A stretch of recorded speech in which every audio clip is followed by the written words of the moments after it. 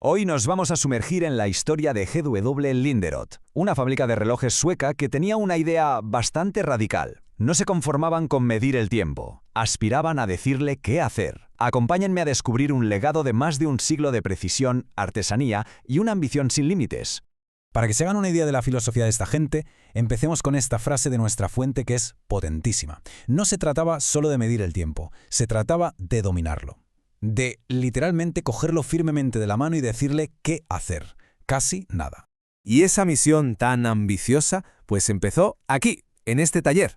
Lo fundó Gustav Wilhelm Linderoth, un hombre con una imaginación inquieta y un talento fuera de serie para solucionar los mayores desafíos de la relojería de su tiempo. Bueno, pues vamos a meternos de lleno en cómo la compañía Linderoth se ganó esa reputación, cómo pasó de ser una relojería a crear verdaderos instrumentos de confianza pública. Para entender su impacto, claro, primero hay que conocer a la familia. Esta cronología nos pone en situación. Aquí tenemos a las figuras clave y, sobre todo, el momento exacto en que nació una empresa que acabaría marcando el ritmo de la relojería sueca durante más de un siglo. Fíjense en esta pieza, una de las primeras creaciones de Linderoth.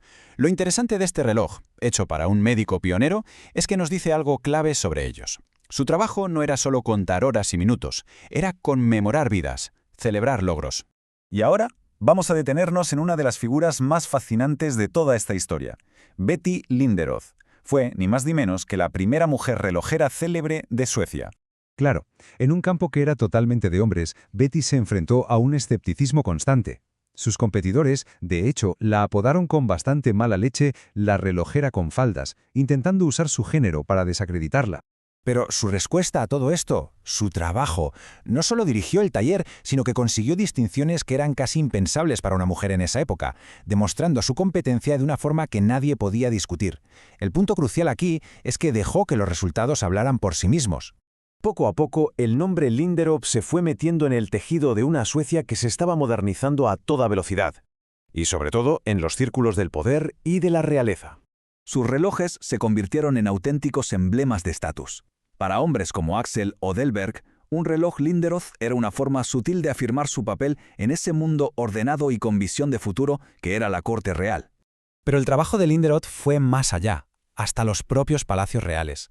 Sus relojes se convirtieron en símbolos de continuidad y confianza nacional, marcando, literalmente, el ritmo de la vida de la realeza. Mientras Suecia entraba de lleno en la era del vapor, esa obsesión de Linderoth por la precisión se volvió más crítica que nunca, sobre todo en el arriesgado mundo de la navegación marítima. Y este punto es crucial. Para un barco del siglo XIX, un cronómetro marino no era un lujo, era un salvavidas. Un error de apenas unos segundos podía significar desviarse kilómetros del destino. Las consecuencias podían ser enormes. Así que Linderoth entró en un círculo de élite, el de los fabricantes que construían estos instrumentos tan complejos a mano. Y esto lo ilustra a la perfección. Cada uno era una creación única, una verdadera obra de arte de la mecánica. Navíos como el Per Bre dependían totalmente de los cronómetros Linderoth para mantener horarios súper estrictos en las vías fluviales de Suecia, que eran vitales para el país. Pero esta nueva era tenía su lado oscuro. En 1918, el Per Brahe se hundió durante una tormenta sobrecargado por las prisas de cumplir con su exigente horario, un trágico recordatorio de las presiones de la modernidad. Pasemos ahora a la siguiente generación para ver cómo se consolidó el legado de Linderoth y qué significa a día de hoy. El hijo, Johann Gustav, continuó el trabajo de la familia. Se convirtió en relojero de la corte y creó relojes monumentales para lugares tan emblemáticos como el Ayuntamiento de Estocolmo. Este monograma, que se encuentra en muchísimas creaciones históricas de Linderoth, se convirtió en un recordatorio muy deliberado de que un legado, igual que un buen reloj, depende de la continuidad.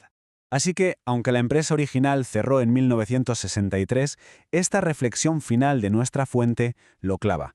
La verdadera artesanía y una historia de resiliencia silenciosa pueden perdurar mucho más allá del tic-tac de cualquier reloj.